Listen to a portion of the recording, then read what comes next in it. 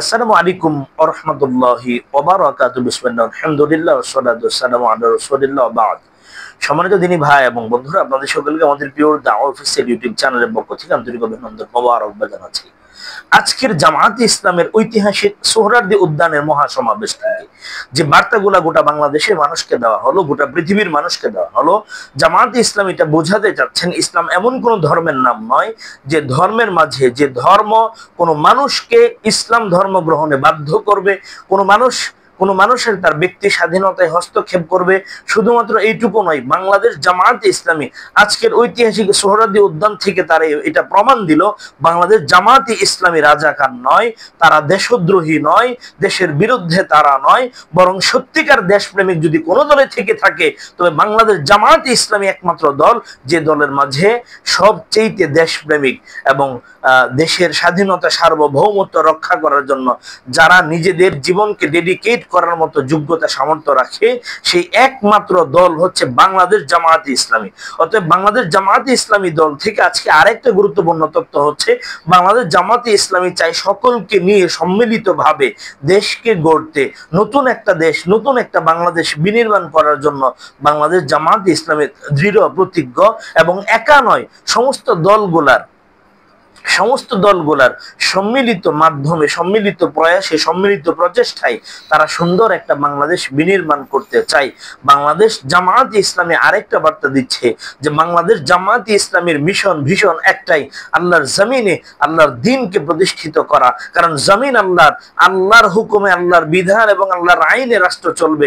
আল্লাহ কোরআনে বলেছেন আলা আল্লাহুল খালকু ওয়াল আমরু, আল্লাহ কোরআনে বলেছেন ইনিল হুকমু ইল্লা লিল্লাহ, আল্লাহ কোরআনে বলেছেন ওমান লাম ইয়াহকুম বিমা আনজালাল্লাহু ফাউলাইকা হুমুল ফাসিকুন ফাউলাইকা হুমুল যালিমুন ফাউলাইকা হুমুল কাফিরুন। আল্লাহ তাআলা বলেছেন জমিন যার, সৃষ্টি যার, বিধান আইন চলবে তার। আল্লাহ বলেছেন আল্লাহ ছাড়া কারো আইন চলবে না। বাংলাদেশ জামায়াতে ইসলামী কোরআনী রাষ্ট্র বিনির্মাণে দৃঢ় প্রতিজ্ঞাবদ্ধ, প্রতিশ্রুতিবদ্ধ। বাংলাদেশ জামায়াতে ইসলামী চাই বাংলাদেশ একটা ন্যায়ের রাষ্ট্র, ইনসাফ ভিত্তিক একটা রাষ্ট্র প্রতিষ্ঠা করতে, বাংলাদেশকে দুর্নীতি মুক্ত, চাঁদাবাজ মুক্ত, সন্ত্রাস মুক্ত, চুরি ছিনতাই ডাকাতি ধর্ষণ মুক্ত সুন্দর একটা বাংলাদেশ বিনির্মাণের জন্য জামায়াতে ইসলামী কমিটমেন্ট দিচ্ছে, প্রতিশ্রুতিবদ্ধ, তারা কমিটেড। তারা কখনো এটা চায় না যে বাংলাদেশ এখানে সন্ত্রাসবাদ এদের উত্থান হোক। বাংলাদেশ জামায়াতে ইসলামী ইসলামী মূল্যবোধে বিশ্বাসী। বাংলাদেশ জামায়াতে ইসলামের গঠনতন্ত্রে স্পষ্ট করে লেখা আছে সার্বভৌমত্বের মালিক একমাত্র আল্লাহ। কারণ ওয়ান্নাল কুওয়াতা লিল্লাহি জামিআ, সমস্ত ক্ষমতার একচ্ছত্র মালিক আল্লাহ। অতএব বাংলাদেশ জামায়াতে ইসলামীকে থামানো যাবে না, দমানো যাবে না। এটা দমন এবং নিপীড়নের মাধ্যমে এটাকে শেষ করা যাবে না।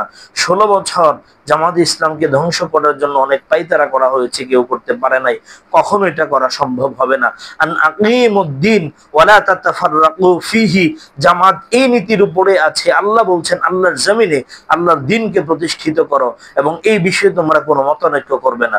ইসলামী সমমনা সকলগুলা দলকে জামায়াতে ইসলামের নেতৃত্বে নতুন বাংলাদেশ বিনির্মাণে সামনে এগিয়ে আসার জন্য এবং সকলেই নিজের মনের জড়তাকে ঝেড়ে ফেলে ক্ষমতার অন্তরে যে ক্ষমতার অবস্থান আছে বা ক্ষমতায়, সত্যিকার অর্থে আপনি যদি ইসলামপন্থী দলগুলা ক্ষমতায় যেতে পারেন তবে আপনি যে কোনো দলের হন না কেন আপনি সিট পাবেন, জনগণের খেদমত করতে পারবেন, ক্ষমতায় আপনি যেতে পারবেন।